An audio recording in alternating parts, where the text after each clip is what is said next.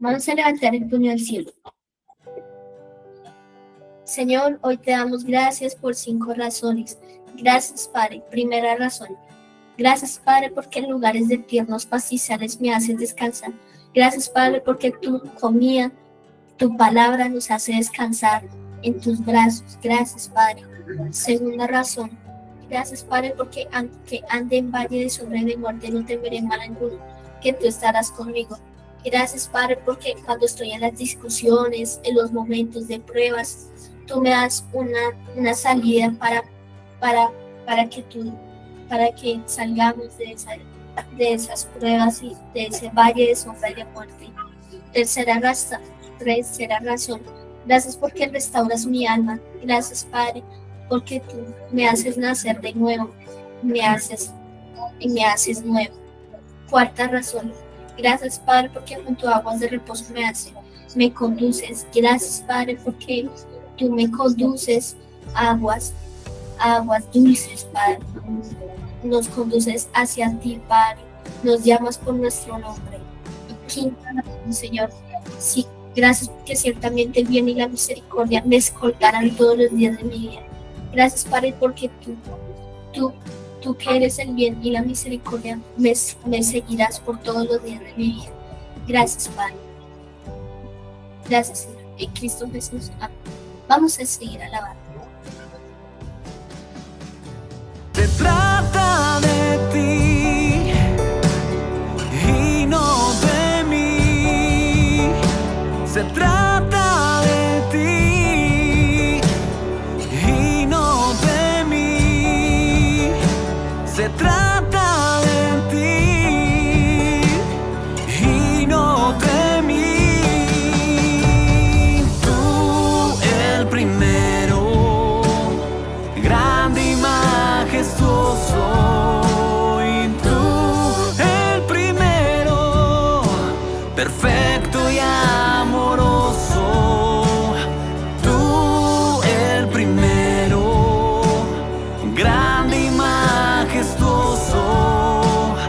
Tú el primero, perfecto y amoroso.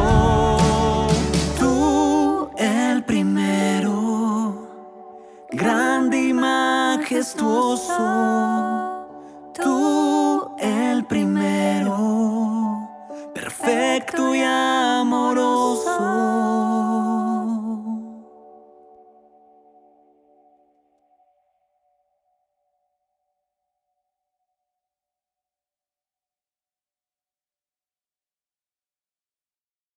Bueno, hoy es un día muy especial, como cada día que hace el Señor, pero para esta comunidad, porque hoy terminamos la serie de lo que Dios ama.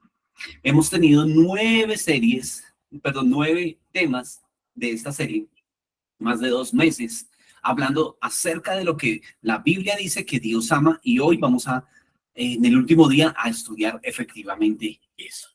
Hago un recuento muy rápido para que podamos tenerlo allí y retener nuestros apuntes o poder recordarlos, de los temas que apunta el Señor, que Él ama.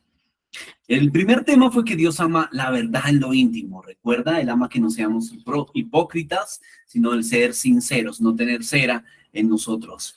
Él ama la misericordia, que amemos la miseria de otros. Él anhela que amemos eso. ¿Por qué?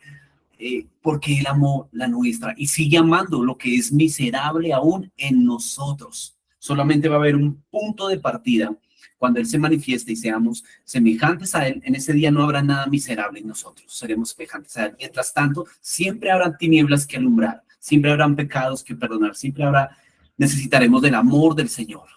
Ama al Señor las puertas de Sión, más que las moradas, que todas las moradas de Jacob. Encontramos que ese lugar predilecto de su casa es la alabanza, el alabar al Señor. Él le gusta estar en un ambiente de alabanza. ¿A ti te gusta colocar música mientras haces oficio, mientras estás en el trabajo de ambientación? Pues al Señor también le gusta, pero le gusta que su MP3, su amplificador, sea la boca de sus hijos.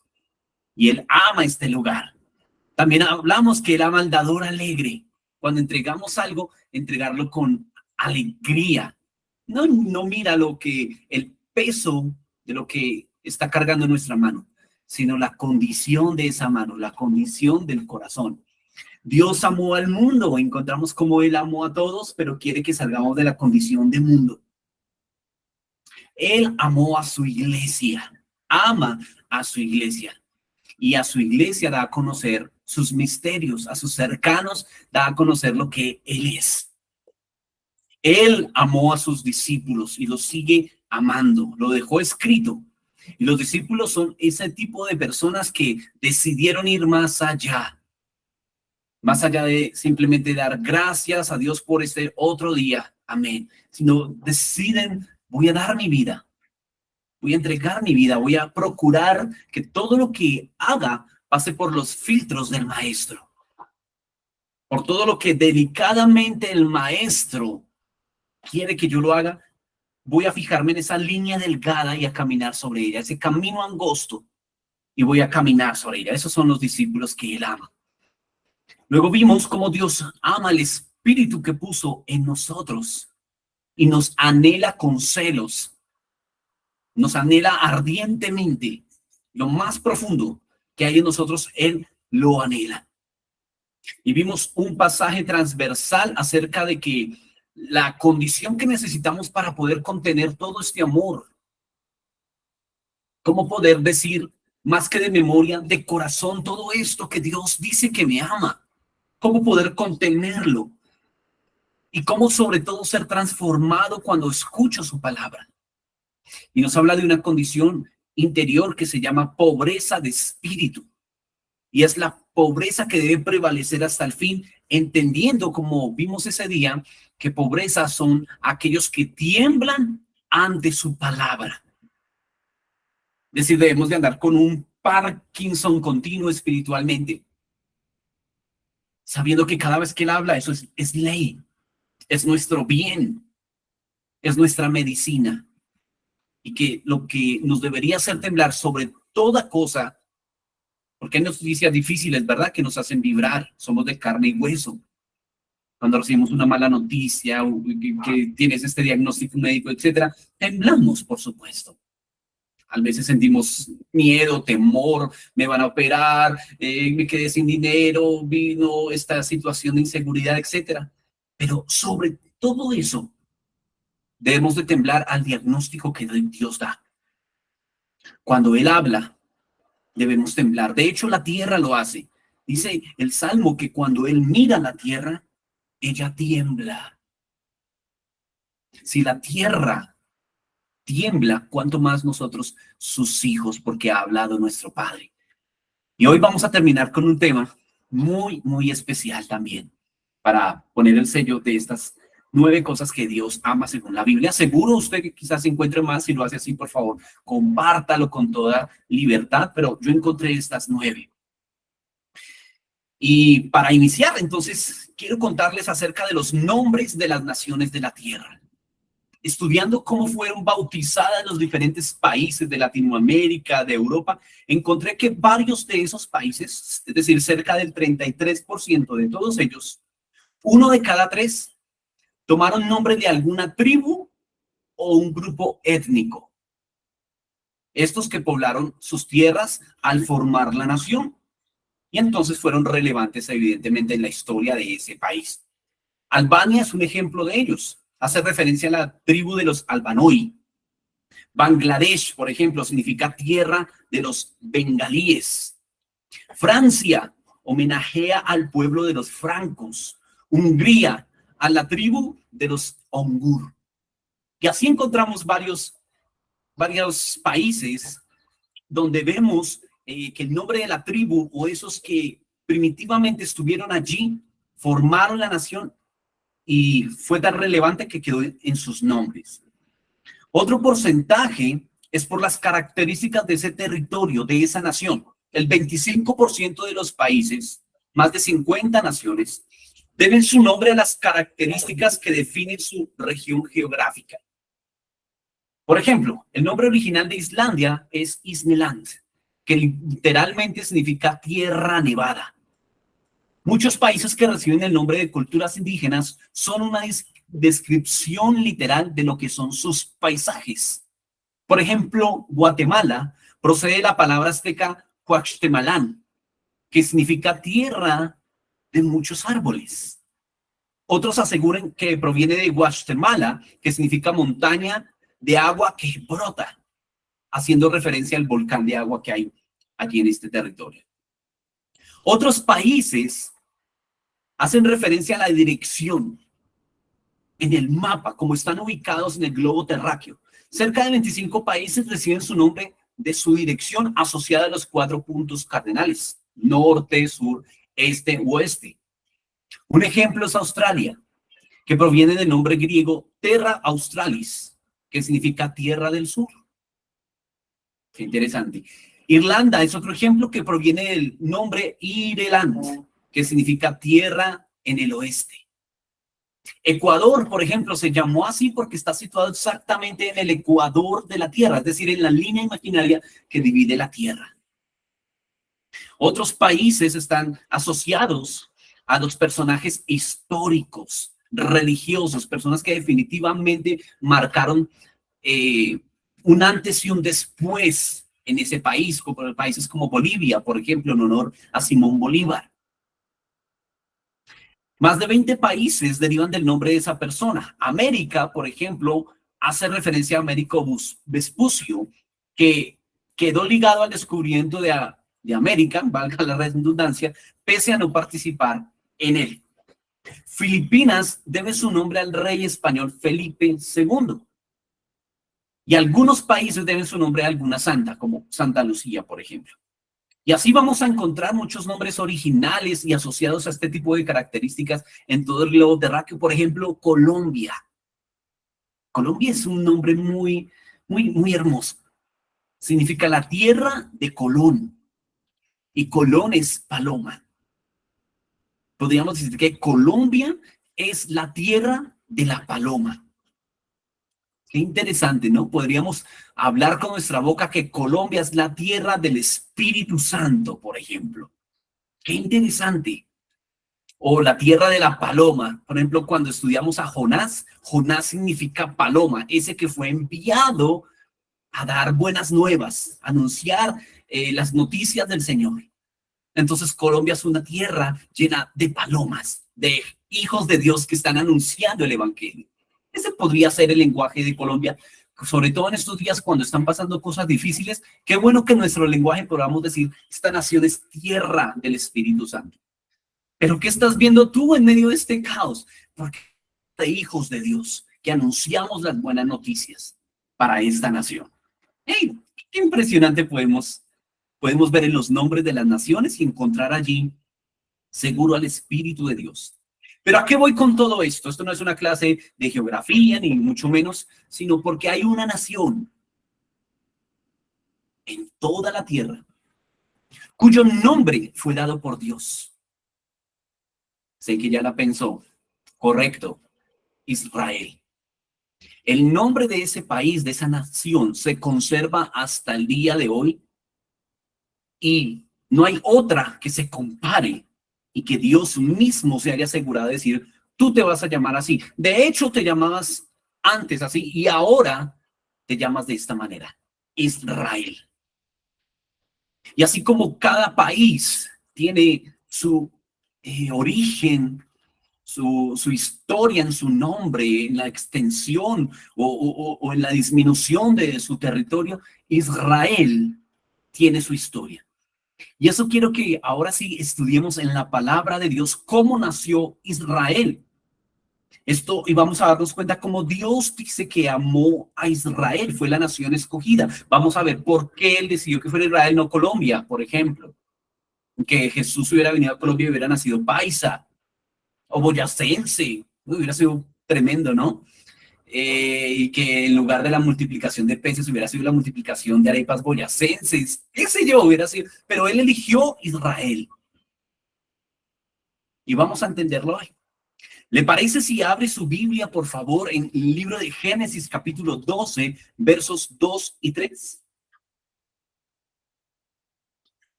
Génesis, el primer libro de la Biblia, no el más antiguo, pero sí el primero en el orden puesto. Capítulo 12, verso 2 y 3. Dice, y haré de ti, y está hablando a un hombre, ahorita no está hablando a ninguna nación, sino a un hombre llamado Abraham. Haré de ti una nación grande y te bendeciré y engrandeceré tu nombre y serás bendición. Bendeciré a los que te bendijeren y a los que te maldijeren, maldeciré. Y serán benditas en ti todas las familias de la tierra. Entonces, a los ojos del hombre, podríamos decir que Dios está hablando con una persona, con Abraham. Pero en los ojos de Dios, Él está viendo todo un país, toda una nación. Y esa es la manera en que Dios nos mira. Él no solamente está hablando contigo cuando te llama por tu nombre. No está hablando solamente contigo, Rafael, contigo, Rebeca.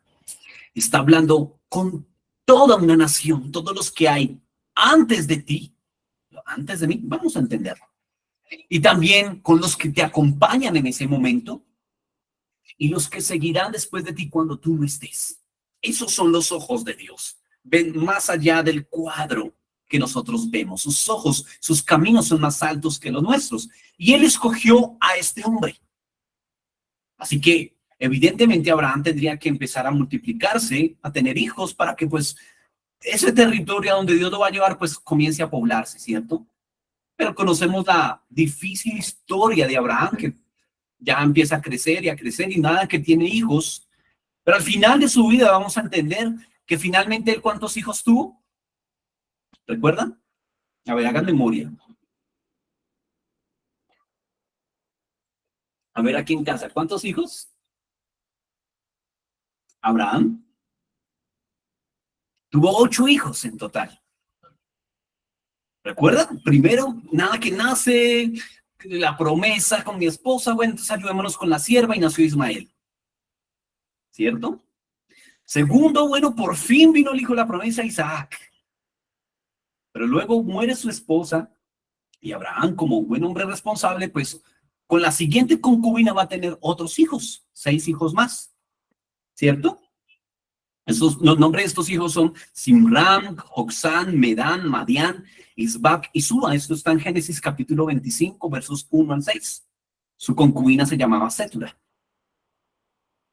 Pero entonces, aunque hay 8 hijos, esta promesa de que haría de él una nación, un país, se mantiene por la línea de un solo hijo, de su hijo Isaac, el de la promesa, el que era con su esposa legítima, con aquel que había dicho, entrégamelo.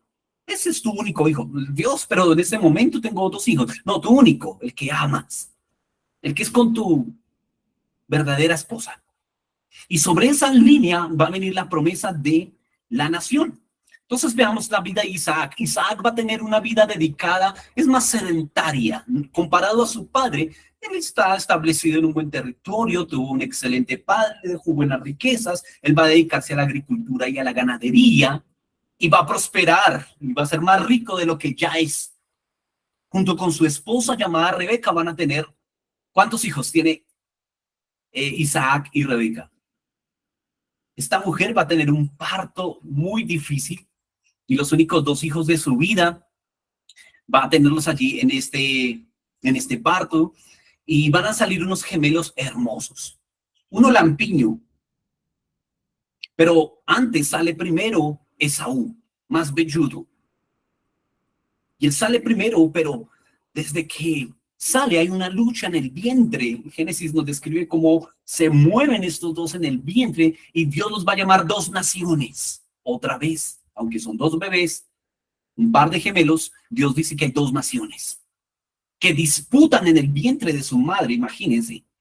Y cuando es el momento del parto, Jacob, el segundo, va saliendo y su mano se tiene del talón de su hermano.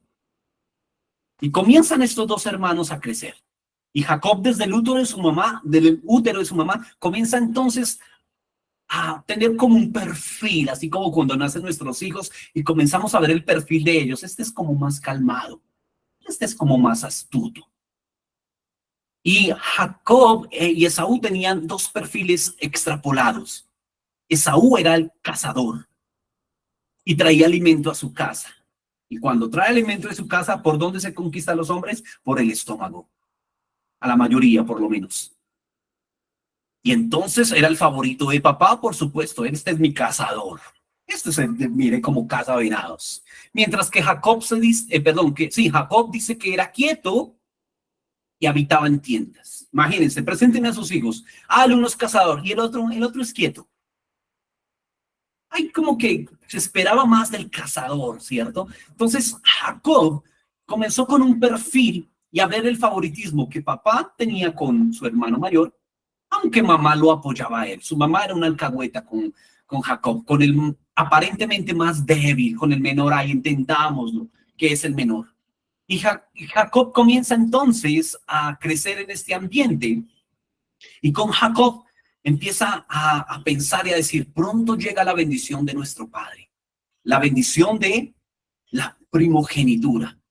Y esta bendición en el contexto judío, en la Biblia, habla de que la bendición mayor que salía de la boca del papá no era necesariamente algo material, sino esa bendición que daba el destino de su hijo y sus descendientes. La mayor proporción era para su hijo primogénito, en este caso para Esaú. Y Jacob conocía esto y decía, y además que es el favorito de papá, algo tengo que inventarme.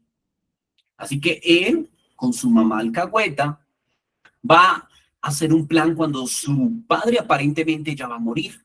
Por su vejez ha perdido la vista y está un poco ciego. Y Isaac para ese momento seguía más por el olfato que por la vista de su vejez, en su vejez. Así que dice, pronto va a bendecir. Y él se va a disfrazar de su hermano y va a querer oler a cazador. Y de hecho le dice a su hermano, ve y caza.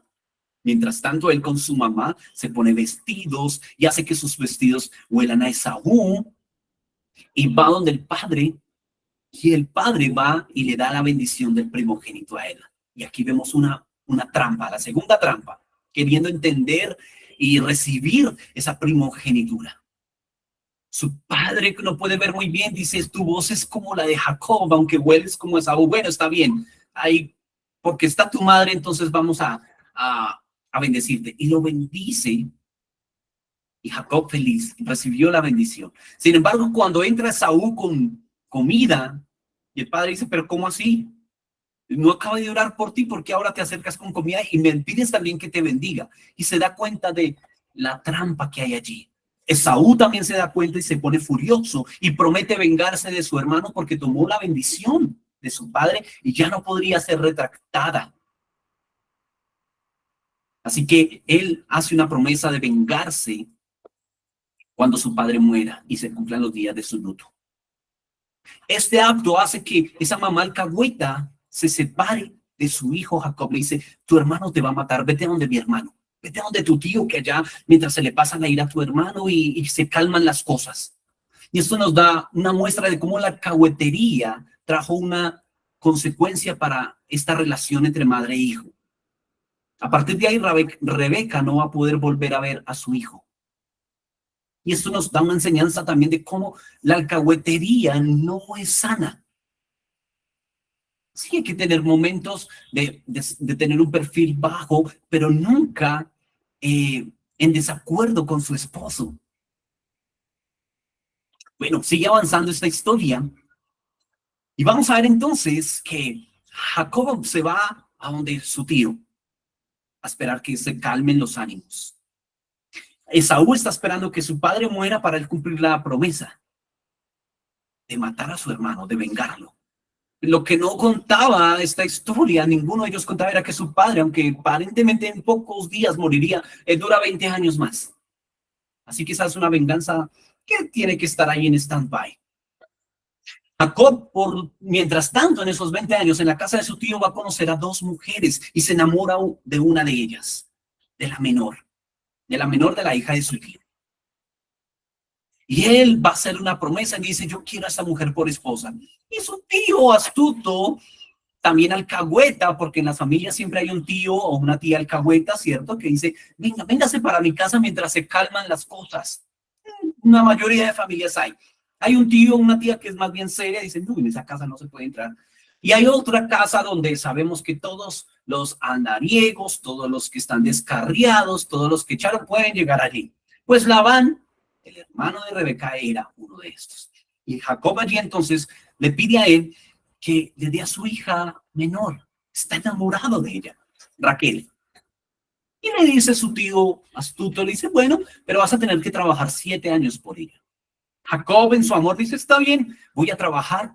Y usted conoce la historia. Pasan los 7 años y dice, bueno, por fin dame lo que quiero. Y en la noche de bodas, en la noche del casamiento, su tío no le entrega la menor, sino la mayor, a Lea, que no era del gusto de Jacob.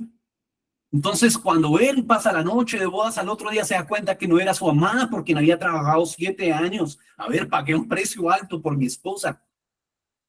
Y va y habla con su tío y le dice, ay, qué pena, pero es que tú no sabías la costumbre, ¿no? Que primero se da la mayor, luego la menor, así que si quieres la menor, trabaja otros 7 años.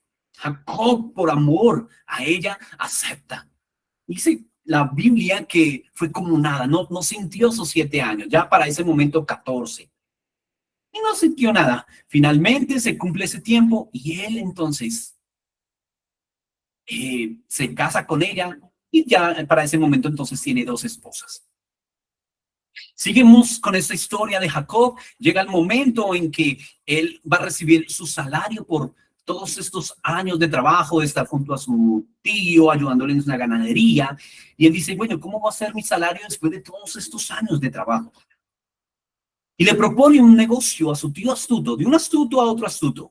Imagínense, como si fueran 2 paisas hablando. Y uno de los astutos dice, listo, entonces vamos a hacer una cosa. Todas las crías de ganado que nazcan manchados, salpicados, entonces van a quedar para mí, dice Jacob. Y el resto va a ser tuyo, tío, ¿de acuerdo? Aceptan el trato y comienza entonces Jacob a que se aparee el rebaño. Pero Jacob, el tramposo, el astuto, lleva a estos rebaños a aparearse frente a varas verdes. No sabemos por qué, pero funcionó la estrategia. Mientras se apareaban su rebaño, viendo esas varas verdes, esas varas manchadas de colores, sus crías salían manchadas. Así que él llevaba el rebaño fuerte ante las varas verdes y el rebaño débil, que ya estaba viejo, no le colocaba las varas frente a él. Y esto hacía que salieran, sí, el rebaño blanco, pero era el débil. Y él cogió la mayoría y el más fuerte, y él comenzó a prosperar. A través de esta trampa, a través de esta astucia. Va a haber un momento donde Dios le habla a Jacob y le dice, vete ya de este lugar, a un lugar donde te voy a mostrar dónde están tus padres. Jacob con sus 2 esposas, entonces va a salir, gracias tío, me llevo mis 2 esposas, mi ganado enriquecido, adiós.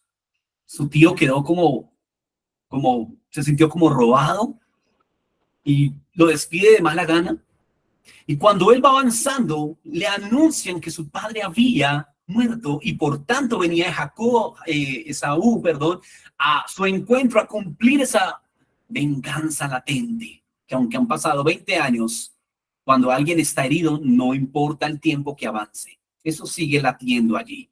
Uy, no veo a esta persona hace 20 años, pero sigo sintiendo eso. Porque si no ha sido tratado, eso sigue allí. Y cada vez más grande, cada vez más podrido. Cada vez el olor putrefacto a rencor, a odio, es más latente. Así que para este momento, 20 años después, Esaú se da cuenta que su hermano ha prosperado, ha escuchado de él, y él quiere vengarse. Porque esa bendición era para él. Al que le tenía que ir mejor era él. Pero el astuto, el tramposo Jacob, que desde el útero está peleando, buscando su bendición, él va a enviar grupos. Dice, viene mi hermano, el que es un cazador, el que sabe cómo cazar venados, el que sabe, tiene una puntería perfecta, tengo que hacer algo. Y él envía grupos de siervos con regalos. Y se asegura que esos siervos le digan, oye, Esaú, tu hermano, tu siervo, tu trabajador, te envía esto para que aplaques tu ira. Y empieza a enviar varios grupos. Y el astuto sabe que con un regalo quizás no pase nada, pero quizás con otro y con otro y con otro, él va a empezar a aplacar la ira de su hermano. Y en esta vida de astucia que ha tenido hasta aquí, Jacob, va a haber un momento crucial, un antes y un después para él. Y es en este momento, en esta noche, donde él siente que su hermano lo va a matar y él mientras tanto está enviando criados a que aplaquen su ira. Tanto así que él dice, esposas y criados, déjenme solo, y los manda a ir a un lugar. Y él se queda solo y llega también a otro lugar llamado Peniel. Y es en ese lugar que él empieza a orar y empieza a clamar a Dios. Y dice, Señor, libra mi alma de la ira de mi hermano. Y se le presenta allí el ángel de Jehová. Génesis nos habla que es un varón, luego en Oseas 12:4 nos va a hablar que es el ángel de Jehová. Algunos creen que es el mismo Señor. Sin importar quién sea, es un enviado de Dios que se encuentra en Peniel con Jacob. Y Jacob no quiere dejar ir a este hombre que sabe, a este ángel que es enviado de parte de Dios. Le dice, bendíceme, dame seguridad. ¿No ves que voy a morir? Y no deja ir al ángel y lucha con el ángel, lucha con este varón. Y este ángel se da cuenta que ya va a amanecer, que raya el alba, y entonces le dice, déjame ir. Dice, no te dejaré ir hasta que me bendigas. Tiene la astucia que hasta con el ángel quería negociar. Y lo logra. Y es ese ángel el que le dice, ¿sabes qué? ¿Cuál es tu nombre? Y él dice, tramposo, Jacob. ¿Quién es tramposo? Y el ángel le dice, ya no te llamarás más Jacob, sino que tu nombre será Israel.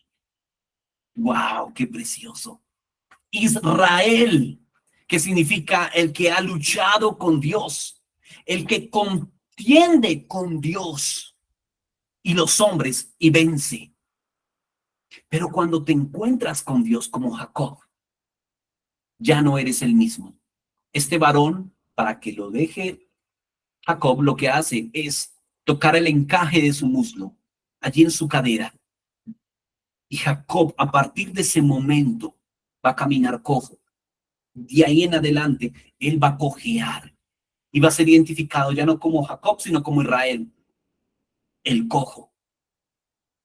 Porque hay una señal cuando te encuentras con Dios. No puede haber que te encuentres con Dios y sigas siendo el mismo. Quizás tú sabes de Dios, has escuchado de Dios, has sido bendecido por Dios como lo fue Jacob, como fue criado Jacob. Seguro Isaac y Rebeca le contaron las historias impresionantes que sus abuelos Abraham y Sara pasaron. ¿Sabías que en una ocasión el mismo Dios se le apareció a tus abuelos? ¿Sabías, Jacob, que una vez tu abuelo me iba a matar a mí en un altar cuando yo era adolescente? De repente vino una voz del cielo y dijo, no lo mates, ahora conozco. Yo iba a morir y si yo era muerto no existirías tú. Esas historias las conocía Jacob. Pero una cosa es saber historias, que seas bendecido por Dios. Y otra es que te encuentres en Peniel, que significa cara a cara con Dios, el rostro de Dios. Cuando pasa eso en ti, que ves cara a cara a Dios, hay una señal evidente en ti. En Jacob quedó cojo. En todos nosotros, como dice Pablo, llevamos las marcas del cuerpo de Jesús. Empieza a haber señales en nosotros de que él como que es diferente. Hay algunos que tienen señales de que se encuentran con el mismo diablo. Pero hay otros que tienen señales que se encuentran con el mismo Dios. Y esos deben ser Israel. Hay un antes y un después. Y este es el origen, la historia, todo esto que les acabo de contar hasta llegar a Jacob, que ahora va a ser Israel, es el entorno donde nace el pueblo de Israel. Una promesa, y es escogido a alguien aparentemente indigno, pero que luchó por su bendición. Y que Dios, a pesar de su vida tramposa, de que cogió lo que no era suyo, que luchó con él, pidió su bendición, Dios dijo, está bien, te voy a bendecir. Y esta es la misericordia de Dios, que Él puede cambiar lo tramposo. Él puede cambiar lo vil. Lo que todos rechazan, Él puede tomarlo y hacerlo su pueblo. Como lo hace con Jacob. Y le da el nombre de Israel. Es interesantísimo esto. No dejen de seguirme. Póngale cuidado. Israel, sus iniciales son los nombres de sus antepasados. La I de Isaac, su padre. La S de Sara, su abuela. La R de Rebeca, su madre. La A de Abraham, su abuelo. El que en el alfabeto hebreo representa la enseñanza, el aprendizaje, la instrucción, y hace alusión a los hijos de Jacob. Es decir, que su nombre está diciendo, tú has llegado hasta aquí porque soy el Dios de tus padres, pero también de lo que vienen, tus hijos. Entonces, a Dios le interesa la relación con tus antepasados. Es decir, nosotros estamos aquí no porque llegamos de la cigüeña, sino que hubo alguien detrás de nosotros. Y aunque tú puedas ver que vienes de una familia catastrófica, o quizás puedas decir, vengo de una buena familia, como sean tus antepasados, tú eres la suma de ellos. Pero también como nación, como hijo de Dios, eres lo que eres ahora y lo que vendrá después de ti. Insisto, Dios está mirando siempre en el antes, en el ahora y en el después. Él es el Dios que es, que era y que será. Él es el Dios de Abraham, Isaac y Jacob. Y este es el contexto de cómo nace este país, la nación de Israel. De aquí en adelante el nombre Jacob va a desaparecer. En la Biblia vamos a encontrar cómo ahora cada vez que Dios se va a referir a él, lo llama Israel. Y a partir de él va a tener 12 hijos, una hija también llamada Dina, y 12 hijos sobre los cuales va a empezar a poblar un territorio prometido para ellos. Deuteronomio capítulo 7, versos 7 y 8 dice que Dios ama a Israel como nación. Dice, porque tú eres pueblo santo para Jehová tu Dios, refiriéndose a Israel. Jehová tu Dios te ha escogido para serle un pueblo especial, más que todos los pueblos que están sobre la tierra. ¡Wow! Y aquí va a dar la explicación por qué. Verso 7. No por ser ustedes más que todos los pueblos que ha querido Jehová, y os ha escogido, pues vosotros erais más insignificante de todos los pueblos, sino por cuanto Jehová os amó y quiso guardar el juramento que juró a vuestros padres. Os ha sacado Jehová con mano poderosa y os ha rescatado de servidumbre de la mano de Faraón, rey de Egipto. Entonces, la razón por la cual Dios escoge a esta nación es por amor. Hubiera podido ser cualquiera, pero él dijo, voy a escoger a la más insignificante. ¿Cuál? Israel. ¿Por qué? Porque la amé. No hay otra razón. No porque sea más especial, ni tengan algo en su ADN. No, simplemente lo amó. Y este es el inicio de una nación que va a tener una historia. Y es sobre esta nación que Dios comienza a trabajar para definir el destino de llegada del Mesías, por ejemplo. También va a elegir el futuro de todas las demás naciones, el fin de la raza humana, la venida del anticristo, la venida del Señor Jesucristo. No está hablando únicamente cuando es hombre, sino al final de los tiempos.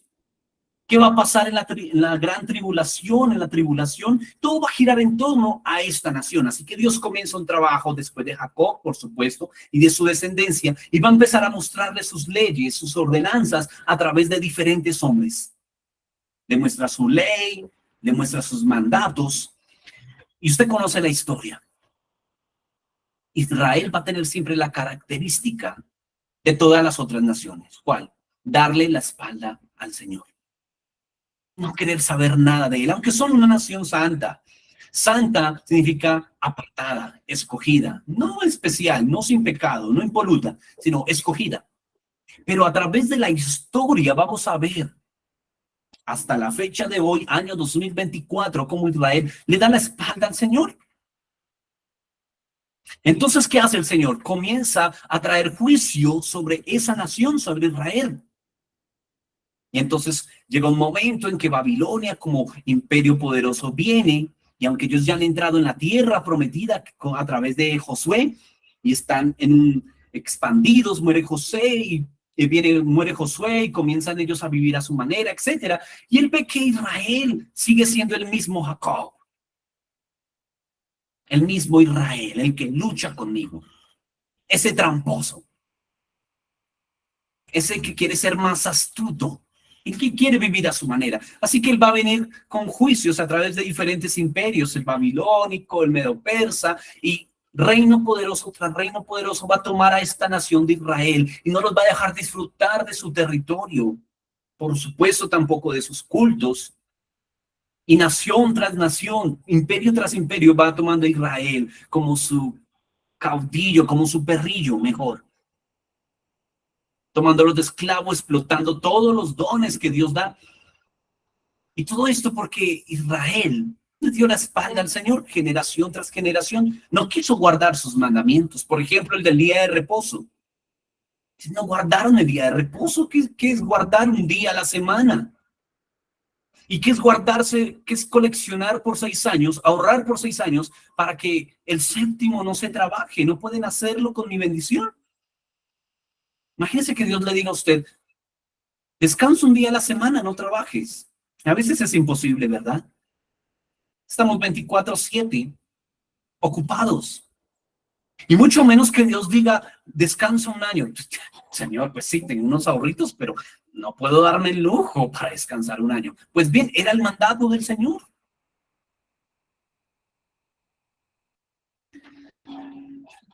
Y el Señor ve esa actitud. Y esa es la explicación de por qué Israel es esclavo tras esclavo tras esclavo. Viene el Mesías. Bueno, por fin llegó el Mesías. ¿Le darán ahora sí el rostro? Por fin llegó. No, Jesús fue rechazado por su mismo pueblo. De hecho, sus mismos labios dicen que a los suyos vino, pero los suyos no le recibieron. Él dijo también, Jerusalén, Jerusalén, que matas a tus profetas. ¿Cuántas veces quise juntarlos como la gallina junta a sus polluelos, pero no quisiste?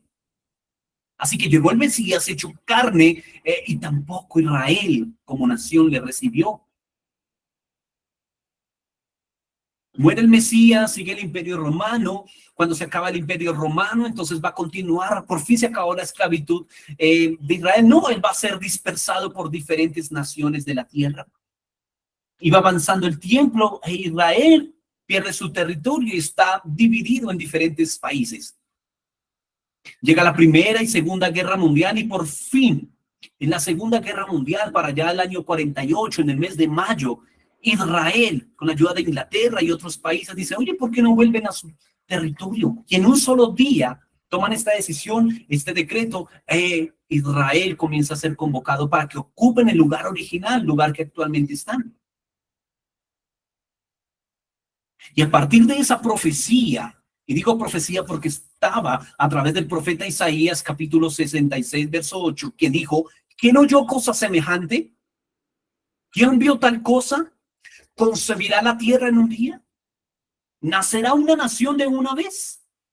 Por cuanto Sión estuvo de parto, dio a luz a hijos. Yo hago dar a luz, no haré nacer, dijo Jehová.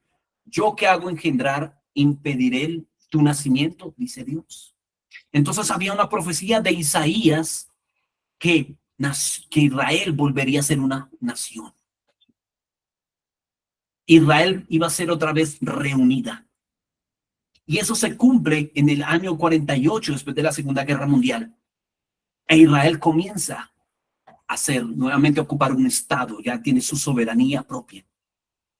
Y a partir de ese hecho histórico, no nos alcanza, por supuesto, el momento para estudiarlo, comienzan a activarse entonces todas las profecías de Daniel, las profecías de Ezequiel, etcétera, para una cuenta regresiva para la segunda venida del Hijo del Hombre, del Señor Jesucristo, para la señal del arrebatamiento de la iglesia, a partir de ese hecho de 1948. Sin embargo, este Israel, que aún está constituido, hay una gran parte de él que todavía está esperando al Mesías. Y otra parte que que cree en el Señor. Entonces Dios se asegura algo con la obra de Cristo. Él se asegura que como los suyos le rechazaron, su obra a través de la fe, allí en Gálatas capítulo 3 nos va a decir lo siguiente. Gálatas capítulo 3, versos 7, 8 y 13. Israel no le recibe. Entonces, ¿qué pasa? Sabed, por tanto, que los que son de fe son hijos de Abraham. ¿Recuerdan a Abraham, el que recibió la promesa de la nación? Y la Escritura, previendo que Dios había de justificar por la fe a los gentiles, dio de antemano la buena nueva a Abraham, diciendo, en ti serán benditas todas las naciones de la tierra. Y el verso 13, Cristo nos redimió de la maldición de la ley, hecho por nosotros maldición, porque está escrito, maldito todo el que es colgado en un madero, para que en Cristo Jesús la bendición de Abraham alcanzase a los gentiles, a fin de que por la fe recibiésemos la promesa del Espíritu Santo. ¿Qué quiere decir esto? Los gentiles son llamados todos aquellos que creen en el Jesús como el Mesías, en Yeshua, el Señor como Mesías, como el Salvador, pero no nacieron en la nación de Israel, es decir, no son judíos. Es decir, como tú y como yo. Que no nacimos allí en Israel, nacimos aquí en Colombia, pero creemos en el Señor. ¿Cómo somos llamados? Gentiles. Entonces Dios se asegura que su nación no la recibió, entonces esa promesa que aunque está hecha para una nación, ahora por la obra de Cristo, si tú crees, te conectas a esa bendición de que eres su Israel, de que eres su pueblo santo. Y esto es maravilloso, porque el Señor, aunque escogió un territorio, incluyó a todo aquel que en la fe quiera venir a Él e incluirse en las promesas dadas a Abraham. Esto es maravilloso porque tenemos un Dios que convoca a todas las naciones para que en Cristo Jesús seamos un pueblo escogido, un pueblo santo. ¡Qué bendición! Pero en cuanto a la nación de Israel, que es el tema de hoy, al país como tal, hay una promesa, que hay un arrebatamiento que es para la iglesia. La iglesia ya no se trata si eres judío o no. Se trata de si creíste en Jesús, seas judío o sea de cualquier nación de la tierra. Esa persona que cree en el Señor Jesucristo, que ha nacido de nuevo, es llamada iglesia. Y esa iglesia es tomada de la tierra un día. Pero como el Señor tiene un plan con su pueblo escogido, dice, entonces de mi pueblo, los que me dieron la espalda, después del arrebatamiento, van a quedarse. Romanos capítulo 11, Mateo 27, 39, son bases bíblicas para lo que estoy a punto de decir. ¿Han escuchado también en Apocalipsis los 144,000? Esos 144,000 que después del arrebatamiento quedan y no se van con la iglesia. Son personas judías que se dan cuenta del cumplimiento de la promesa. Desaparecieron un gran porcentaje de los habitantes de la tierra. Es verdad, el Mesías no debemos de haberlo esperado, ya vino. Es Yeshua, es el Señor, Jesús, Jesucristo. Así que ellos entienden y van a recibir del cielo una protección especial. Dios le habla a los 4 ángeles que están ubicados sobre la tierra y les da un mandato y les dice a esos 144,000 el poder del anticristo no les va a tocar. Porque ellos van a evangelizar el mundo después del arrebatamiento, es decir, en la tribulación y en la gran tribulación. Así que aunque hay una catástrofe en la gran tribulación, ellos reciben una protección especial para evangelizar. ¿Quién es? Su pueblo Israel, este remanente llamado como primicias. ¡Qué impactante! Ahora, al final entonces de la gran tribulación, estos 144,000 que vencen, junto con los que lograron evangelizar y fueron guardados de no negar el nombre del Señor y recibir el sello del Espíritu Santo y no el sello de la bestia, son recibidos en el cielo. Y ese es el final del pueblo de Israel como nación en esta tierra que Dios creó.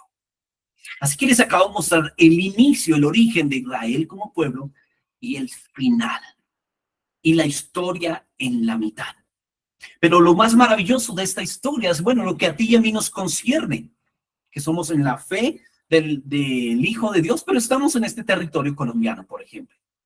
o en el territorio donde sea que me estés escuchando.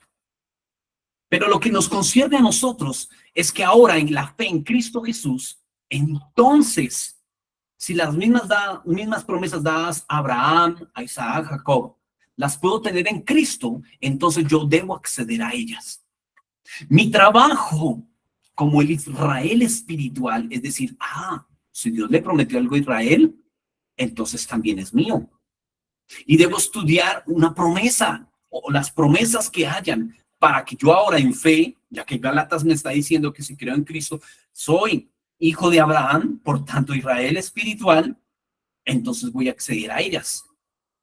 Por ejemplo, Dios le prometió a Jacob, allí en Peniel, cuando le cambia el nombre a Israel, por ejemplo, le va a decir lo siguiente: he aquí yo estoy contigo, se le está diciendo a Israel, he aquí yo estoy contigo y te guardaré por donde quiera que vayas y volveré a traerte a esta tierra, porque no te dejaré hasta que haya hecho lo que te he dicho.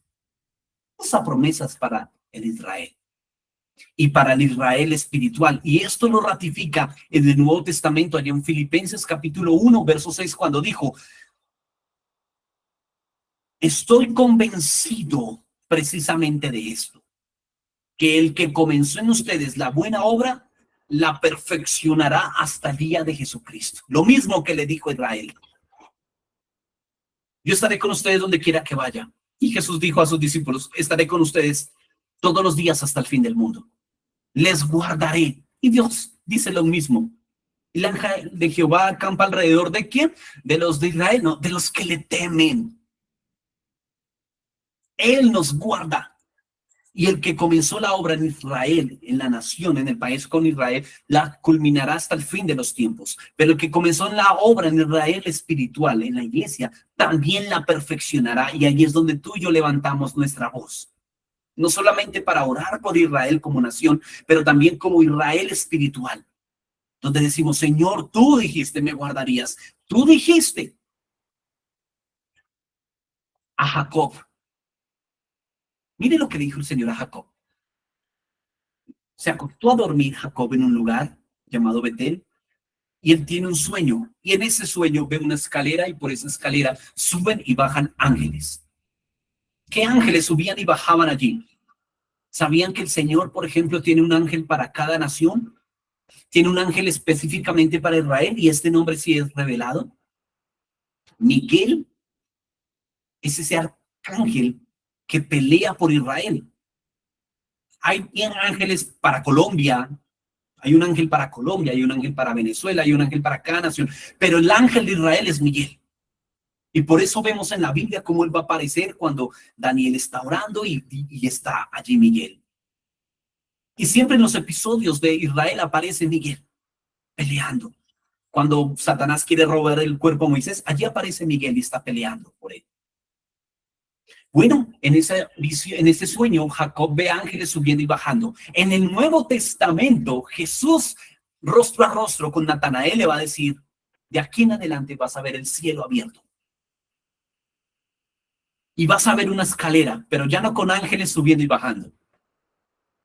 El Hijo del Hombre subir y bajar. Ahora nuestro intercesor es el Señor Jesucristo. El que sube nuestras oraciones. ¿Recuerdan lo que aprendimos hace 8 días? Que Él ora por nosotros. Él es celoso y está diciendo sí a nuestras oraciones. Pues Él es el que sube en esa escalera. Él mismo es el camino. Pero también baja hacia nosotros. Él no solamente bajó una vez. Él continuamente baja nuestra estatura y nos trae lo que Dios tiene para nosotros. Así que lo que Dios te dice a ti, Israel espiritual. Y si está viendo de casualidad algún judío, alguien que nació en Israel, te animo a que sepas que Yeshua HaMashiach, el Señor, es el Mesías profetizado por todos los profetas menores y mayores de la Biblia. Pero si eres parte del Israel espiritual, no naciste en Israel, pero crees en el Señor Jesucristo, el Señor tiene esa misma bendición para ti. Él te guardará y estará contigo todos los días hasta el fin del mundo. Serás arrebatado, serás bendecido, serás guiado. Y el que comenzó la obra en Israel terrenal, terminará la obra también en Israel espiritual hasta el día de Jesucristo. Él va a completar su obra. Amén. Amén. Qué bendición. Quiero dejar hasta aquí porque Dios ama a su pueblo. Todo lo que Él adquiere, todo lo que Él hizo, Él lo ama y se entregó por cada uno de nosotros. Y damos gracias al Señor que habiendo la posibilidad de que la salvación se quedara en Israel únicamente, ¿qué sería de nosotros entonces?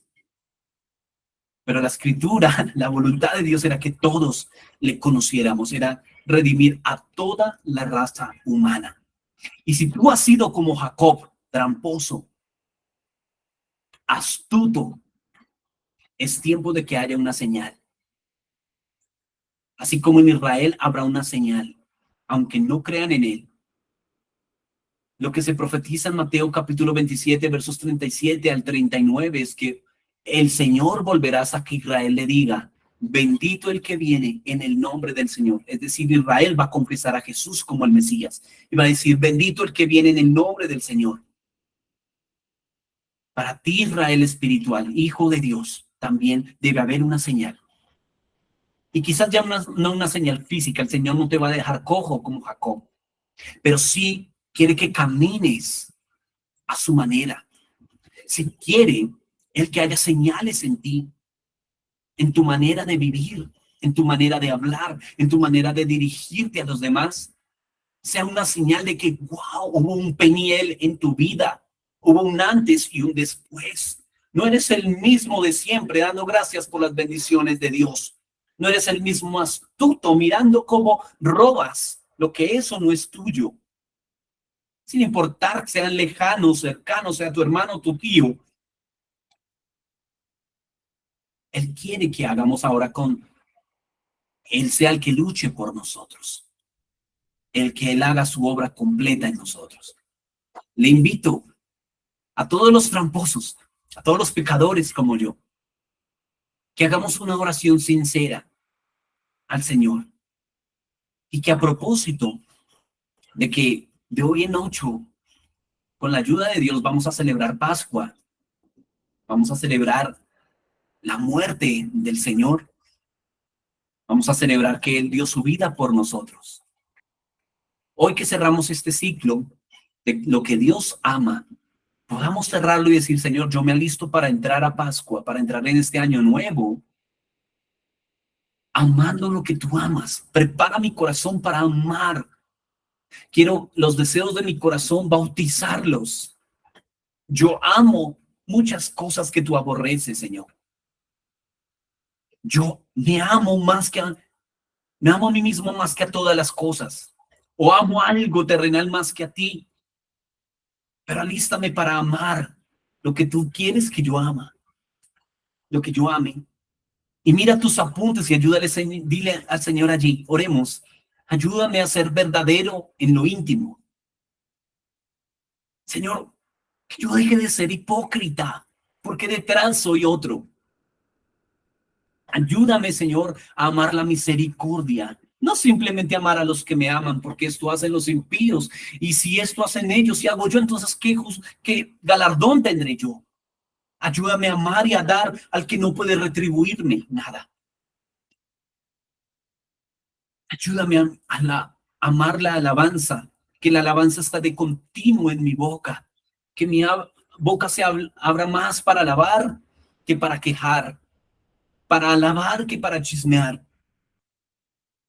Que cuando yo ame el dar sin medida, dándote a ti el primer lugar de la contabilidad, no el último, y darlo a la manera que tú quieres.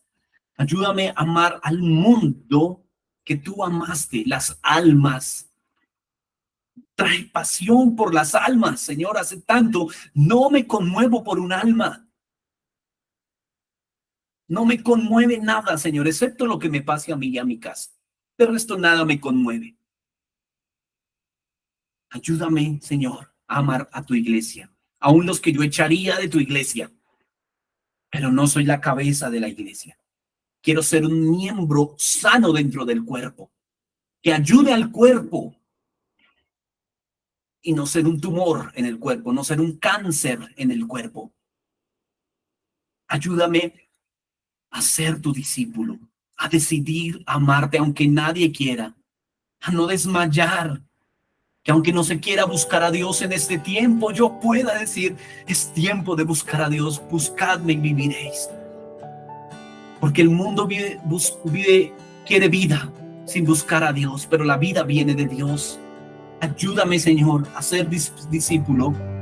Ayúdame a amar al Espíritu que pusiste en mí, a entender que me anhelas y por cuanto me anhelas no me pertenezco. Soy tuyo, mis decisiones, mis deseos, mis pasos. Los ponga delante de tu celo. Y ayúdame a amar a Israel, tanto la nación que allí está, la que tú escogiste para que viniera el Señor y la que en la segunda venida también vendrá sobre ese territorio, para que una vez y para siempre tu reino permanezca sin maldad. Ayúdame a amar, a vigilar por esa nación, por la conversión de los judíos que esperan y que como Juan el Bautista dice, ¿tú eres el Mesías o acaso habrá otro? Hoy nos levantamos, así como Miguel anuncia, no hay otro, ¿quién como Dios? Hoy nosotros anunciamos, ¿quién como Cristo? Israel, no esperes otro Mesías, Cristo es tu Mesías, el Hijo de Dios, Yeshua el Señor. Abran sus labios y digan, bendito el que viene en el nombre del Señor. Y despiértanos a nosotros, el Israel espiritual, los injertados en este árbol llamado Israel. A todos nosotros, Señor, injertados en ti.